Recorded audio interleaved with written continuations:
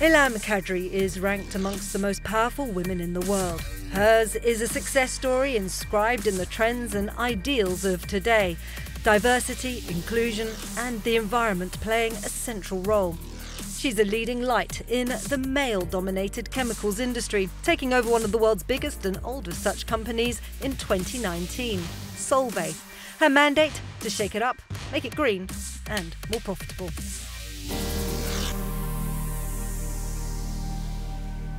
Ilham Kadri, many thanks for joining us on the programme. I know that a mantra that is important to you is the 3 Ps, people, profit, planet. But pick one, which is the most important? People. Why? People need a home called the planet. There is no people, there is no families, there is no society without the environment, right? So the planet is our home, but it's about people and humanity. One thing I think is really interesting about you, Ilham, that your position now as a very successful businesswoman, you've really worked hard at it, but it wasn't necessarily on the cards. You grew up in Casablanca, you were brought up by your granny, who instilled some very strong values in you. What were those values that define who you are today? Yeah, my grandma was my first role model. She was an illiterate woman, but she taught me the love of books and to respect people who put their thoughts and wisdom in writing. Being an African-born lady, she loved to listen to the wisdom, and I got that from her.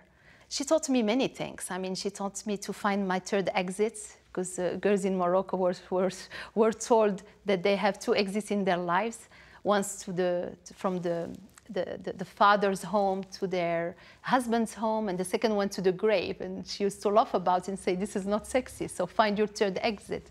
And mine was education. Many of us won't have heard what Solvay is, but it's everywhere in our lives, yes. You say. So just briefly explain to us, what is Solvay? Solvay is a 159-year-old company. It has been around for many, many years.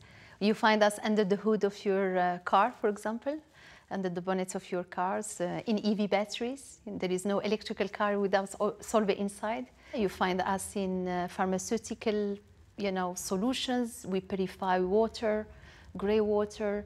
We are in hygiene and cleaning, like, for example, gels you are using these days to combat the COVID-19. We are in soda ash, our very traditional business in glazing, double glazing, in cars, in building and construction.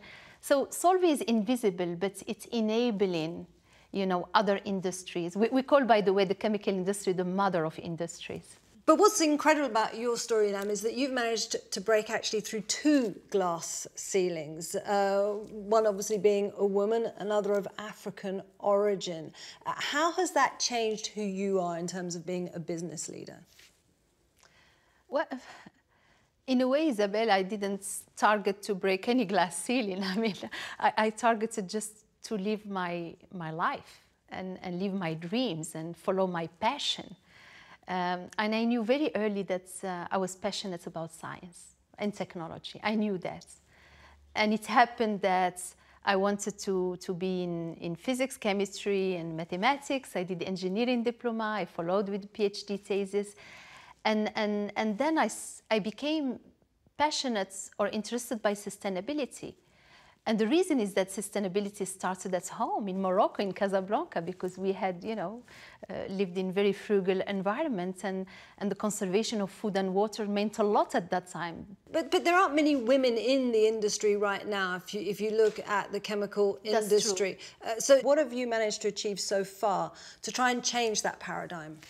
You're right, Isabel, we lose them. We lose them specifically in the STEM, the science, technology, engineering, and math careers. We lose them for many good or bad reasons. We lose them maybe because at school, at youth, maybe there is an inclination to go more to bio or functional careers rather than science and business careers. We lose them during important times in a family life, which is maternity. So, and I've experienced it in really hard way. It's tough. And we lose them because we don't prepare a pipeline. we don't groom them. I was prepared like an athlete to take this job. How? And I was, how through development plans, companies have believed in me. And I had mentors and sponsors. You know the difference. A mentor speaks to you, helps you throughout the journey, and a sponsor speaks about you when you are not in the room, when the hot jobs are being discussed. And I think maybe women and girls need to nurture both, to work on both mentorship and sponsorship.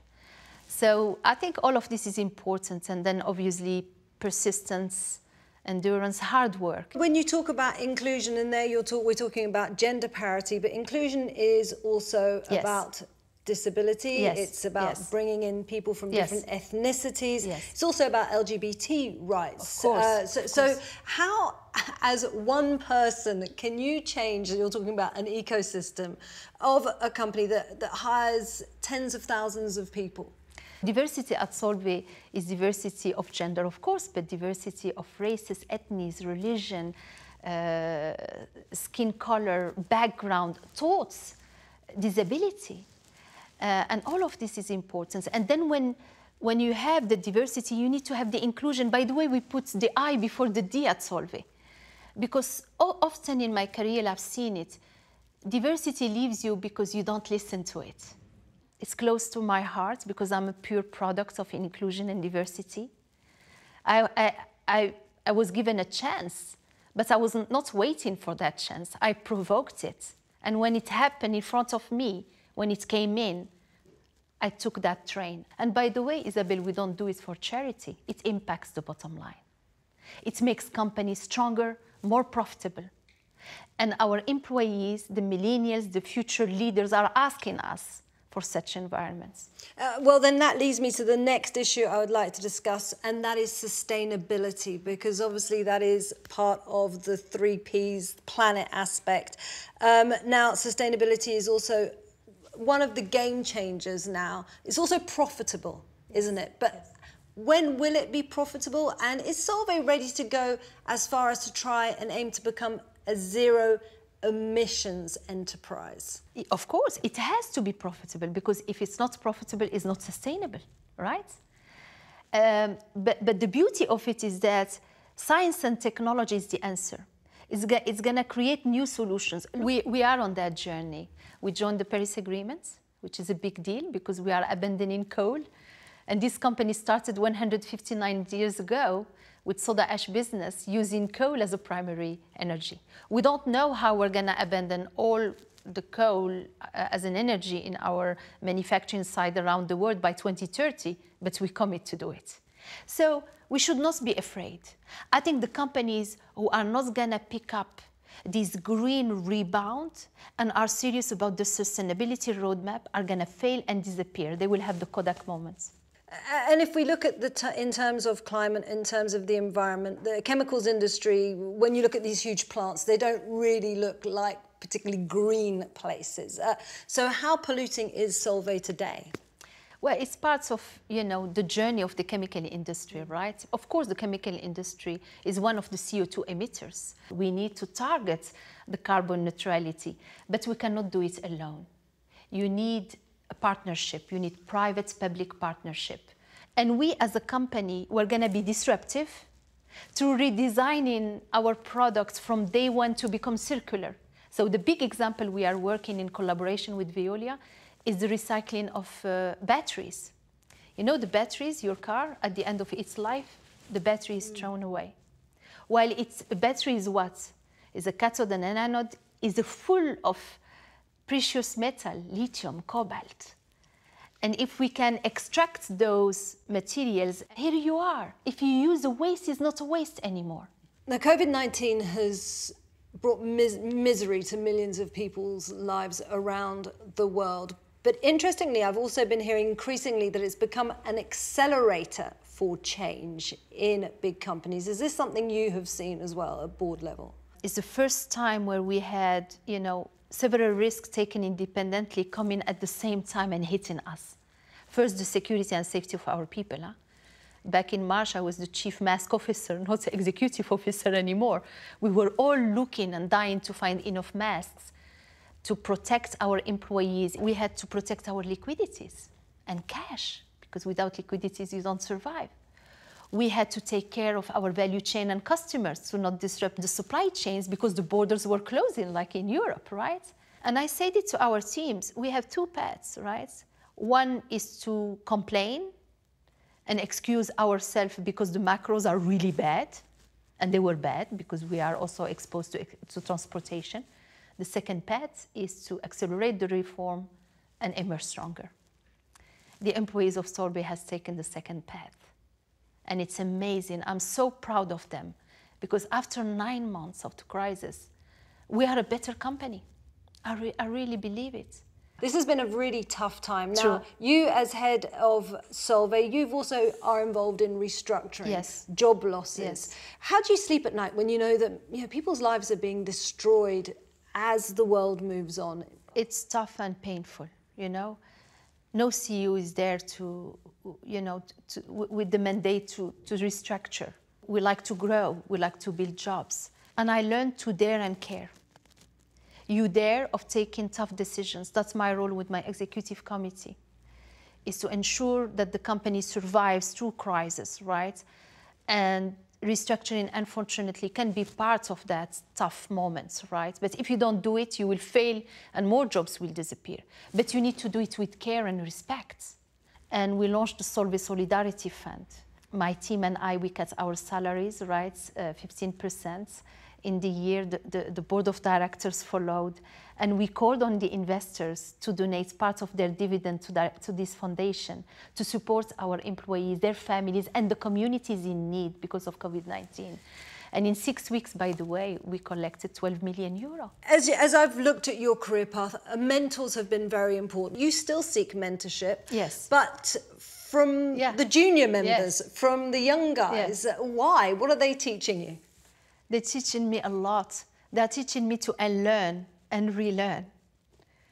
They are teaching me their wisdom, because at the end of the day, what is the role of a CEO, of a leader, is to leave a legacy and to give that baton I was given with the company in better shape than the one I inherited with, right? For them, for these young people. They have challenges of protecting the planet. I didn't grow up, I grew up with sustainability at home. That's my personal story. But I didn't grow up thinking I need to save the planet. They do. I have a lot of empathy and respect for the future generation who are gonna really, replace us. So I need to listen to them, and I do. And they're very generous with their wisdom. So just tell me then, from everything you've learned through your career path that's taken you around the world, working for a myriad of different companies, what makes a good leader? For leadership, you need to have the emotional intelligence. You need to have the empathy. You need to dare show in your vulnerability. Vulnerability is a strength, is not a weakness. And I truly believe that leaders who do not have those attributes are going to fail and they will disappear. What's your vulnerability?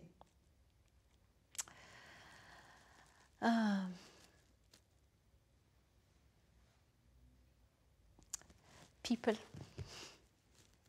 People. I love them. I love to be at the service of humanity. But I know how to dare and care.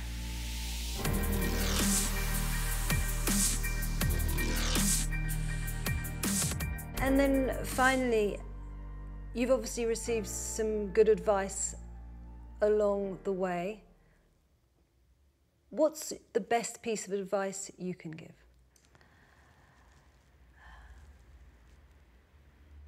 Have a dream and live your dreams. Go after them. And dream big, bigger than what you can even think you can achieve. Dream big and go after them. Ilham, many thanks for giving us your time. I've really enjoyed this conversation. Thank you very much, Isabel.